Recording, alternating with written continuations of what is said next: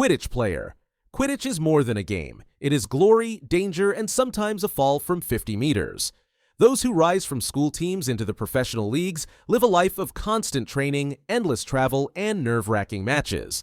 The British and Irish League is only the beginning. The World Cup is the ultimate stage. But every victory has its price.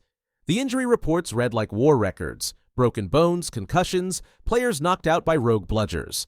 Many careers end after a single accident. And yet, the dream of holding the cup drives young witches and wizards into the stadiums year after year. Why take the risk? Because it pays. A professional can earn roughly 500 to 700 galleons a week. Converted, that's between $180,000 and $250,000 a year. For stars like Victor Crumb, the numbers climb even higher with merchandise and sponsorships. Quidditch professionals are heroes on broomsticks, but also prisoners of their fans. One failed snitch catch can ruin a career. One perfect moment can make you immortal. Dragon Keeper. Now imagine a different kind of danger. Your workday begins with a jet of fire scorching the air in front of you. Dragon Keepers live among the most dangerous magical creatures in existence, and they do it by choice. Their task is to feed, study, and contain beasts like Hungarian horntails, Chinese fireballs, and Norwegian ridgebacks. A single mistake can be fatal. The danger is constant: burns, bites, shredded tents. In the fourth book, Harry Potter and the Goblet of Fire, we see how even experienced wizards nearly die when facing a dragon. For keepers, that is not an exception. It is daily reality. And the reward? Around 400 to 500 galleons a month, about $12,000 to $15,000. Not a fortune for a job where survival is never guaranteed. Many keepers do it not for money, but for passion, for the awe of standing beside creatures no one else dares approach. Healer at St. Mungo's. When the burns and curses become too much, there is only one place left: St. Mungo's Hospital for Magical Maladies and Injuries. Healers are the ones who stand between wizard and death. Their craft demands mastery of everything from spell damage to venomous bites. In Harry Potter and the Order of the Phoenix, Arthur Weasley is treated there after Nagini's attack, proof of how vital their work is. But the job carries its own risks. Some curses cling to the healer if handled carelessly, and the emotional weight is enormous. Families waiting, lives hanging in balance. The salary, around 600 to 700 galleons a month, equals $18,000 to $21,000. Respectable, but far less than the responsibility deserves. Healers rarely choose this path for gold. They choose it because someone must.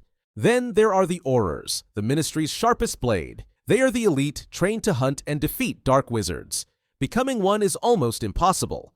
Top marks in defense, potions, transfiguration, and charms, followed by 3 years of brutal training in interrogation, investigation, and combat. Nymphadora Tonks passed every test before joining the fight against Voldemort.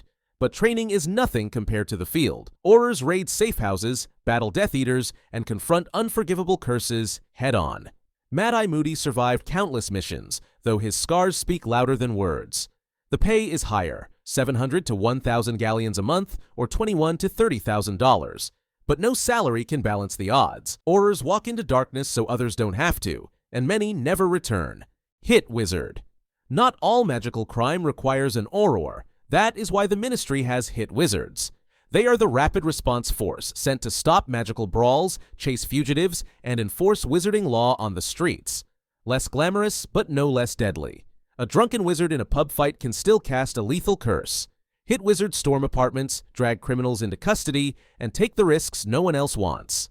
Their pay reflects their status: 400 to 500 galleons a month, $12,000 to $15,000. It is dangerous, dirty work, and the public barely notices.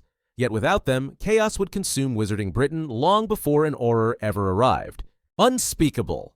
Deep below the Ministry, another profession hides in shadows. The Unspeakables of the Department of Mysteries. Their work is so secret, even their names are unknown. In the Order of the Phoenix, Harry and his friends stumble through their domain, a chamber where time ticks in glass clocks, another where death whispers through a black veil. Unspeakables study these forces: time, death, prophecy, love, subjects too dangerous for open research.